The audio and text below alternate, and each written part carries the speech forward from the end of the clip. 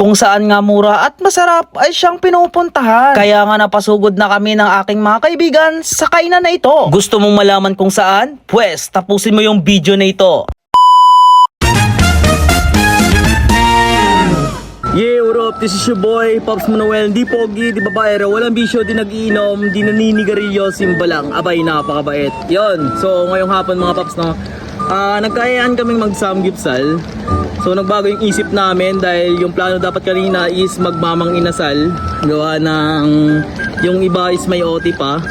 So dadalawang isip kami kasi malayo at saka ilan lang rin kami. So nakapag-decide kami dahil yung option ng isang kasama namin na si Boss Marjo is may samgyupsal naman, is parang same price lang rin naman ng nasa mang inasal. So yung iba hindi pa nakatry mag samgyupsal, kaya yun na lang yung namin, yun na lang yung option namin, kaya nagkayaan kami. So yung kasama natin ngayong hapon, yan si Boss Jeff, si Boss Gio, Boss Limel, Boss Brian, no. Alam mo ano yung payong namin, wala kasi kaming magamit na payong. So since nanggaling kami sa warehouse, eto na lang ginamit namin, yung karton. Yan, maboy karton kami. Hindi namin alam kung darating ng ligaya to ng buo. Ayun guys, so palabas pala kami ng warehouse. Si Boss Brian, hindi talaga sumunod si Marjo. Loko-loko talaga yung si Marjo, no? Siya yung nagplano tapos hindi sumunod. So yun mga Pops, no, palabas namin ng warehouse at kita-kits na lang doon sa may samgyupsal dahil yung nauna doon is si Boss Romy tsaka si Boss Lester. So kita-kits na lang doon. Yun mga Pops, no, palabas namin ng compound ng warehouse. Yan, si guard. So alam niyo ba kung bakit kami nagkaganto? Kasi umuulan, umaambon. Yan. So hapon na hapon umuulan. At dito kami sumasakay pag uwian dito mismo. Yan, papuntang Jenny's dito, Marikina. So along the way lang rin naman yung kakainan namin, kaya kami maglalakad lang para wala lang hassle kasi nasa unahan lang naman yun, kumbaga malapit-lapit lang, kaya namang lakarin. Yan, so ito kami ngayon. Si Boss Bray, yukot na yung yukot na yung karton mo.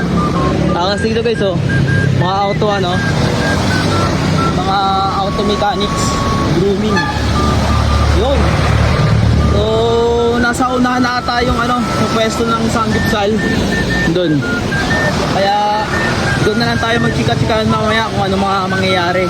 Dahil first bonding namin to na magkakatrabaho, na kumain sa medyo, alam mo yun, special yung datingan, pero affordable naman yung bayad. At nagambag-ambag muna kami dahil bukas pa naman yung salary. So yung mga walang pera, sasakop lang muna ng mga meron. At ayun, kanya-kanyang bayad na bukas pag dumating na yung sahod. Yun lang. So kita-kits tayo dun sa may mismong store ng samgyupsal.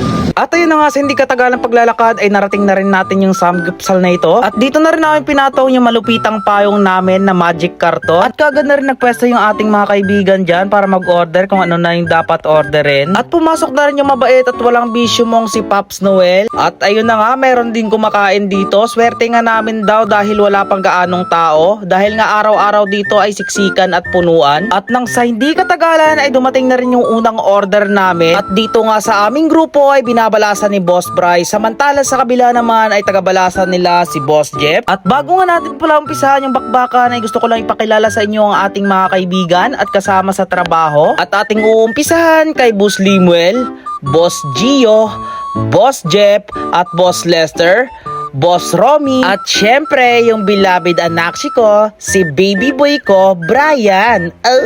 At ayun na nga, tamang halo muna dito habang hindi pa naluluto. At eto nga yung mga serving nila, sobrang napaka-solid. At ang kagandahan dito ay kahit konti lang yung crew nila ay sobrang napakabilis ng serving at napaka-approachable na mga crew nila dito. At nang maluto yung unang batch ay kaagad na rin natin bigyan ng isang perfect bite dito.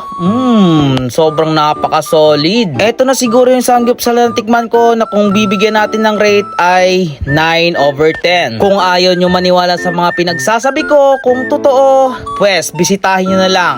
Lalapag natin yung page nila dito, located at Amang Rodriguez Ave, Santolan, Pasig City. Sa mga gusto palang mag-walk-in, ay i-search nyo lang ang I Love Dad's Burger, Amang Rodriguez Ave, Santolan, Pasig City branch. At ayun na nga, humabol pa nga dito si Papa Nuts natin, si Papa Eds. Kahit umuulan, talagang sinukob niya para lang makasabay kami. At lintik nga naman, yung bag na hindi pa nalagay sa lapagan ay kanin na agad yung binakbakan. Abay, talagang gutom nga naman ang ating kaibigan. At nang matapos yung kainan na kaganapan ay kaagad na nagsiabutan. At nang matapos na yung abutan ay kaagad na nagsiuwian. At kung sa bayaran ang pinag-uusapan, huwag ka nang kabahan, si Boss Romy yung bahala dyan. At kaagad na rin kami nagpasalamat sa mababait nilang crew.